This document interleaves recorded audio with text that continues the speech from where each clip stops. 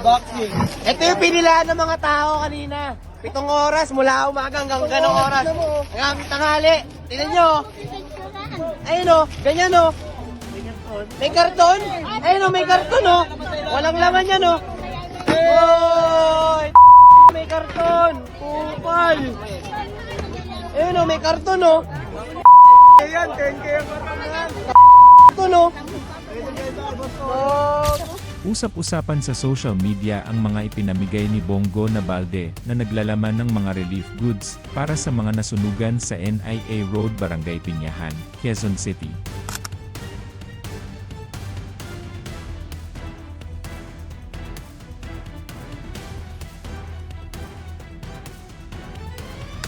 Sa gitna ng trahedya at kawalan ng tahanan ng maraming pamilya, ang naturang ayuda ay inaasahang magbibigay kahit kaunting ginhawa.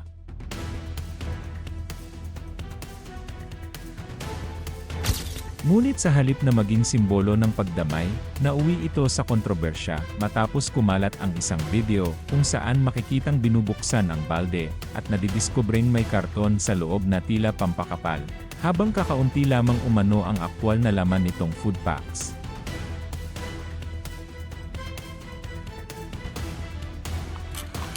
Dahil dito, mabilis na kumalat ang batikos at panlalait, at may ilan pang nagbansag dito bilang budol, na lalo pang nagpainit sa diskusyon online.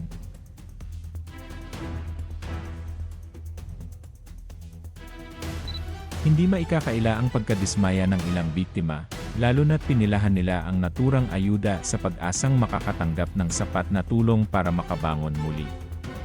Para sa iba, tila hindi tumugma ang inaasahan sa kanilang natanggap, kaya naman naging emosyonal ang reaksyon.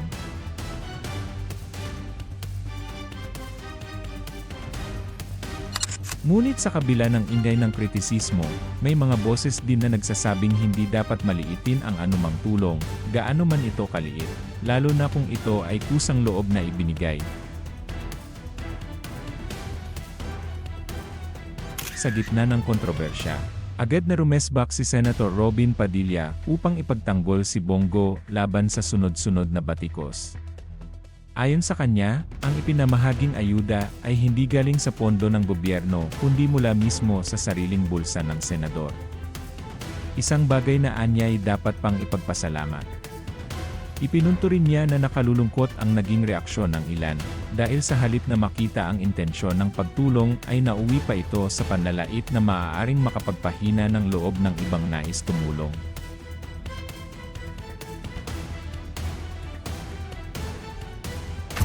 Dagdag pa ni Robin, ang kaayusan at proseso sa pamamahagi ng ayuda, kahit pa ito ay may kahabaan at abala, ay ginagawa para rin sa kaligtasan at kapakanan ng mga benepisyaryo.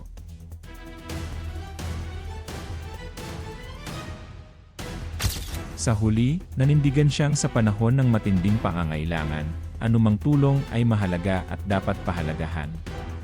Ipinahayag niya ang kanyang pasasalamat kay Bongo at mariing ipinagtanggol ang layunin nitong tumulong, paalala na sa kabila ng kontrobersya, ang tunay na diwa ng pagtulong ay nagmumula sa puso at malasakit sa kapwa.